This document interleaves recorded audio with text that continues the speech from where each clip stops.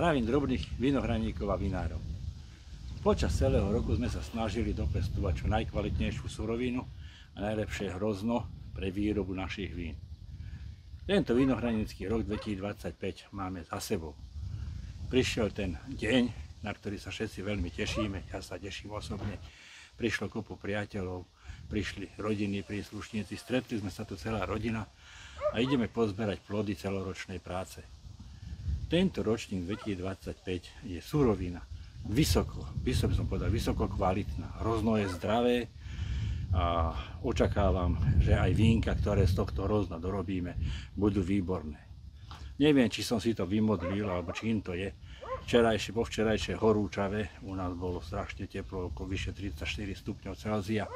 Dneska prišlo náhle ochladenie, je 17 stupňov, pofúkuje vetrík, čiže priam ideálny čas na zber hrozna. 17 stupňov, v lani boli úplne horúčava bola. Tento rok je to veľmi výborné. Tak sa veľmi teším. Ideme oberať odrodu Müller Thurgau a verím, že za také 2 hodiny to zvládneme. Ja som to vždycky túto oberečku pokladal za spoločenskú udalosť. Stretne sa rodina, spolu sa porozprávame, obereme hrozno, zídeme sa dole do našej dediny, kde sa hrozno spracováva, tam si spolu zajeme, popijeme, pomulatujeme a sa hrozno spracujeme a vyrobíme z toho dobré vínko. Tak, jak som spomínal, a ja zahajujem oberačku tak, že najprv do škopku dám ten pyrosiličitan draselný na spodok, aby muž, ktorý vyteče, nenaoxidoval a aby sme to takto technologicky troška ošetrili. Mám tu 100 g pyrosiličitanu, takže viem, toto mám približne na 1000 kg hrozna, takže pozrieme minimálne dávky do každého škopku. Pyrosiličitan je po starom, povedz to po novom. Disiličitan draselný. Tak. Ja to tu pokladám za veľmi dôležité. V každom škopku na spodku sa troška nachádza šťava, ktorá sa uvoľní z hrozna. Následne týmto pyrosiličitanom draselným, disiličitanom draselným bude ochránená a nenaoxiduje. Treba byť veľmi opatrný pri tom, aby ste nedali veľa tej síry, ktorá vám potom prejde a mali by ste presírené by ste mali potom mušty, bol by to troška problém. Chýba.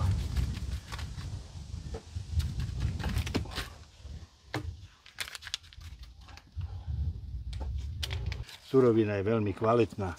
Keď aj napršalo u nás minulý mesiac vyše 60 mm zrážok, Müller Thurgau, ktorý je citlivý na to, že by mohol podliehať hnilobe, zatiaľ sa drží, ale vidíme, že už ojedinele sa objavuje a keby bolo dlhší čas ešte ponechaný na koreni, mohlo by sa stať, že by sa objavila aj hniloba. Ona, ak sa objaví, že príde chladné a daždivé počasie, potom sa šíri veľmi rýchlo. Čiže termín zberu je veľmi dobrý. Očakávam cukornatosť okolo 18 stupňov normalizovaného muštomeru. Uvidíme, lebo kamarádi mi hlásili nižšie, boli prekvapení, tie zrážky toto výrazne ovplyvnili. Teraz ja očakávam, že tá cukornatosť bude okolo 18,5. Možno, že sa prekvapím. Aj pozitívne, alebo aj negatívne. Ale surovina, ako vidíme, je veľmi pekná, zdravá, hrozno je zdravé. Takže keby nebolo tej neplechy, ktorá prišla do našich vinohradov, zlatého žltnutia, tak naše vinohrady by sa pekne rozvíjali, mali by sme veľmi pekné úrody hrozna.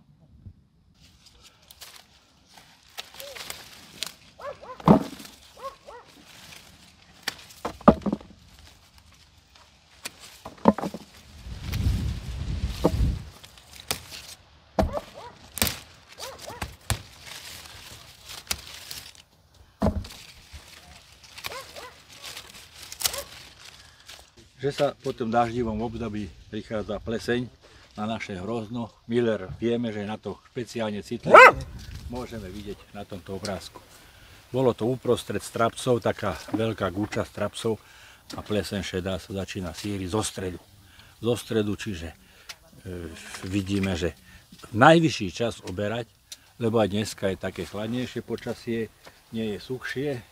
A keďže zaprší, môže sa stať, že tieto odrody, ktoré sú na to citlivé, Müller patrí medzi ne, tak môže sa stať, že sa nám táto choroba veľmi rýchlo šíri. Ja som to zažil za 4-5 dní môžete mať veľmi silno napadnutú úrodu. Takže si to treba sledovať a keby sa také niečo objavilo v vašich viniciach, treba okamžite pristúpiť k zberu. Lebo už na postrek je neskoro. Už postreky teraz realizovať nemôžeme, lebo už není dostatočné čas na to, aby ten postrek mal tú ochrannú dobu, aby preišla. Existujú ekopostreky, ktoré nemajú žiadnu ochrannú dobu, ale aj tak by som to už teraz nerobil. Radšej by som pristúpil k zberu hrozna.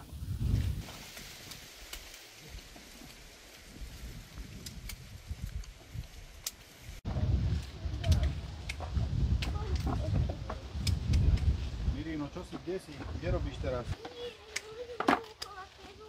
Není tam ucholáč, bohenka, Poliaci majú neviem čo. Všetko to má akože jednu matku. No a na základe tej histórie československej to tak nejako rozhodli, že to... Som prekvapený, že nezvyknem to mávať, ale tohto roku je dosť veľa ucholáčov hrozne. Pozrite, jak tu behajú. Nebýva zvykom. Spracovávame v hrozno plnom tempe. My len meleme do lisu, šťavana, motika, podlist. Teraz pristupujem k tomu, čo vždycky používam.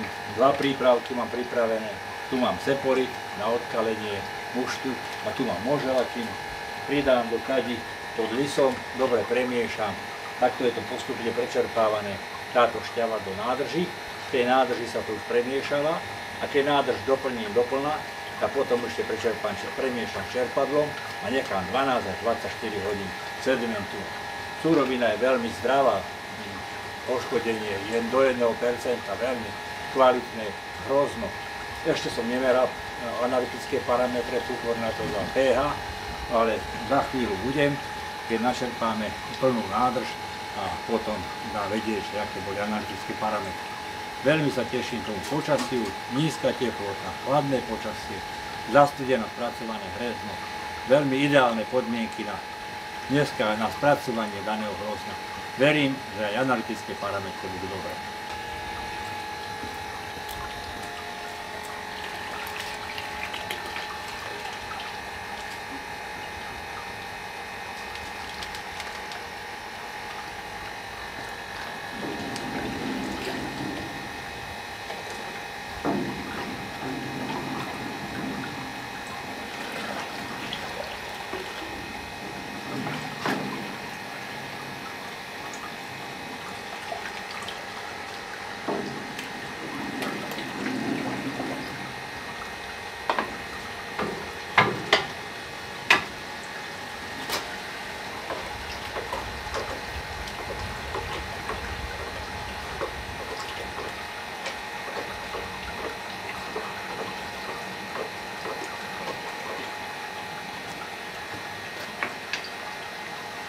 Tam ešte seporit.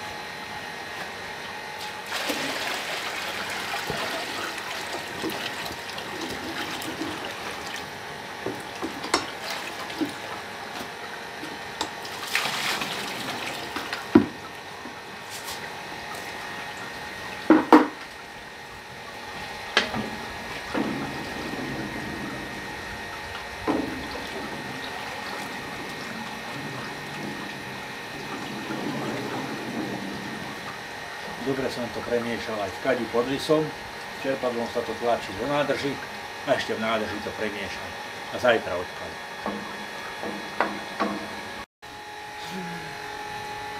Máme obraté hrozienko, na mletie hrozna používame nerezový mlynček, ktorý tlačí automaticky pomocou odstredivého čerpadla do lisu, čiže odstrapinuje, až potom sa melie a potom sa tlačí do lisu. Jeden z pomocníkov, môj starší brat, ktorý mi pomáha dneska, pomáha mi s mletím hrozna, a ešte tu je ďalší môj brat, starší, najstarší brat, všetci tu robíme, spoločná rodinná akcia. Okrem toho, že sa aj narobíme, aj si spolu vypijeme, aj sa spolu zabavíme.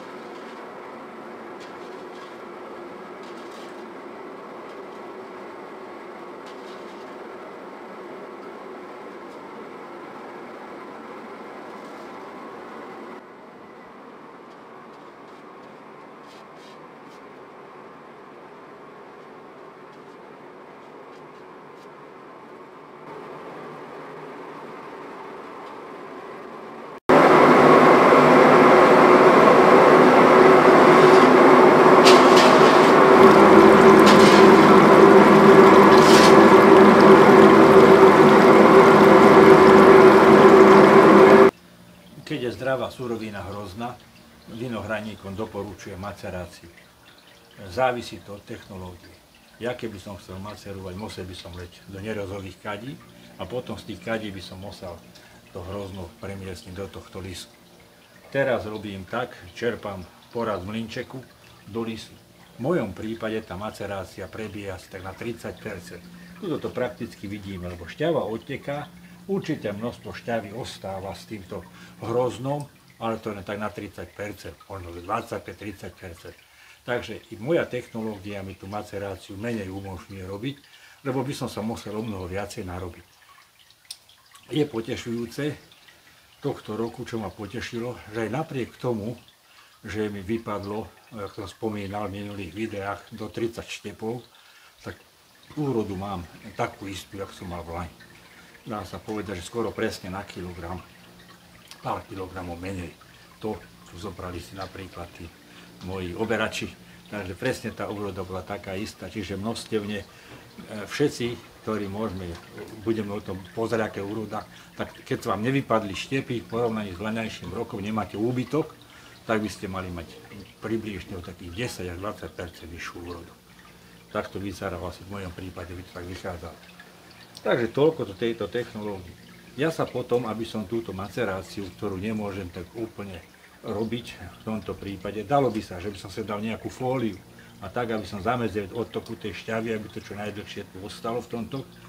Lisy sú moderné lisy, také, ktoré umožňujú to, že majú spodok plný jednu časť a môžete do toho lisu natlačiť hrozno, môžete to aj uzavrieť, môžete to prisíriť, môžete tam oxid uhličitý a tú maceráciu v tom lise robiť môžete. Toto je lis, ktorý má, ja ste mu hovorili koľko rokov, tak v tomto prípade to nejde. Ale dalo by sa to s tou fóliou, kebyže dám tak pevnejší igelicem, aby šťava neodtiekla, alebo minimálne aby odtiekla, tak by sa to dalo. Ja to dobieham potom a snažím sa to v mladom víne, že tam pridávam ten pektolytický enzym, Olinofen Buchet Plus, a okrem toho sa snažím robiť aj také miešanie na kvasniciach, na jemných kvasniciach, určitú dobu, dokedy to senzorický a analytický má význam, kedy teploty neklesnú v pivnici veľmi výrazne dole, tak v takom prípade sa to snažím tam dobiehať, aby som tú štruktúru toho vína viacej podporil a aj aromatiku. Ale ak máte vy menšie množstvo hrozna, melete do kadí, tak napríklad dneska je ideálny čas na maceráciu, teplota 20 stupňov Celzia, 17 stupňov, keď sme oberali hrozno. Vetrík pofúkuje, no dneska je pre oberačky čas, jak sa hovorí, to hovoríme, že vymodlený. Ideálny čas na oberačku dneska. Oproti včerajšku, to včera bolo peklo. Dneska je to úplne nádhera. Takže ja som už teraz v tom štádiu, že už mám skoro všetko hrozno zomleté. Ešte budem domielať troška od brat, ktoré dostanem od môjho brata, ktorý by donesie môj brat. To ešte domelem, lebo ešte oberajú a môžem pristúpiť potom už ja prečerpaniu muštu do sudov. Pomiešam ho, jak som to povedal, ten mušt v tých nádobách. Merám si cukor na to z pH, síru, premiešam a nechám do zajtrajšieho dňa sedimentovať a zajtra budem odkalovať. Do spracovania Milleru Thurgau sme na konci. Postupne som si oddelil jednotlivé fázy lisovania. V prvej nádrži mám Miller Thurgau samotok, v druhej nádrži takisto Miller Thurgau samotok, v tretej nádrži je stredný podiel a v štvrtej nádrži je dolisovka. Ako som hovoril, vždycky tu záverečný podiel, to najviac lisovaný, ten mušt, dolisovku si spracovávam ja samostatne, aby ostatné mušty neboli zaťažené tak horčinami z toho lisovania. Prišla hodina pravdy a meral som si aj analytické hodnoty daného muštu. Som veľmi spokojný, veľmi sa blížia tým parametrom, ktoré som očakával, a to bolo 18,5, som očakával je 18,2. 18,2 stupňa normalizované muštového. pH ma troška prekvapilo, pretože som čakal, že bude troška nižšie a jeho hodnota je, ako som meral, 3,4 vyšlo. Tak uvidíme teraz. Hodnota pH vyšla 3,2, čo je podľa mňa veľmi dobrá. Kyselinky sú zachované a súrovina muštu na výrobu Milleru Thurgau je podľa mňa veľmi vhodná. Čiže kebyže sa to ešte potiahne na tých 18,5, alebo tak troška cez 18,5, tak tá hodnota pH by bola asi 3,3, jak som chcel. Čiže kyselinky má Miller zachované, hrozno bolo veľmi dobré, zdravé a je predpoklad aj toho, že bude veľmi dobré vínko. Takže prvú tú najťažšiu fázu máme za sebou, to je zber, spracovanie hrozna, vylisovanie hrozna, no a zajtra bude nasledovať odkalenie. Teplota muštu, ako ste videli, sa pohybovala okolo 20 stupňov, čiže veľmi dobre, v lani som začínal aj 27-28 stupňami mušte. Teraz je to mnoho lepšie, pretože práve dnešný deň prišiel taký chladný deň a to veľmi napomohlo tomu, že sa hrozno ochladil. Ráno bolo 17 stupňov, no a teraz sa už otepluje. Takže verím, že všetko prebehne tak, ako má.